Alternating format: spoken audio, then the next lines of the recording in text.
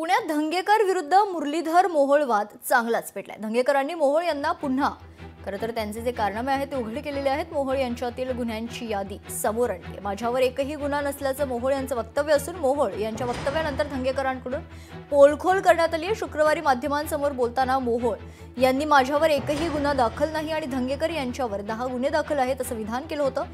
त्यावर आता रवींद्र धंगेकरांनी मोहोळ यांच्यावर किती आणि कोणते गुन्हे दाखल आहेत हे समोर आणले। मोहोळ हे किती खोटं बोलतात याचं उदाहरण देत धंगेकरांनी पुन्हा मुरलीधर मोहोळ यांना धारेवर धरले।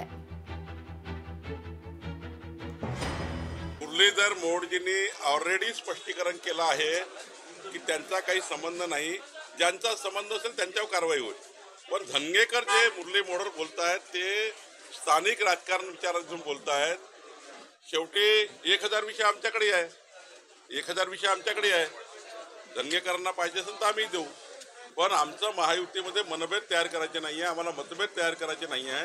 त्यामुळे आम्ही त्या विषयावर बोलत नाही। मला असं वाटतं की त्या विषयावर न बोललेलं योग्य आहे। माननीय आमचे या ठिकाणी पुढच्या वेळी आम्ही निश्चितपणे या सर्व विषयावर चर्चा करू।